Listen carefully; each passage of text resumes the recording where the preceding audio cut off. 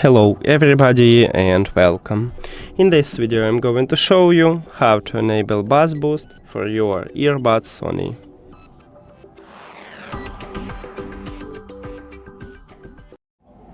You have to start by open Sony Sound Connect application, and if you add your earbuds to the application you will see the same menu as I have.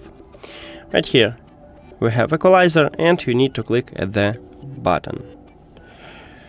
And here it is, we have a bass boost. Click on it and then you can close it, and now as you can see we use bass boost. That's it. Thank you for watching this video. If you found it helpful, please consider subscribing to channel and leave the like on the video. See you later.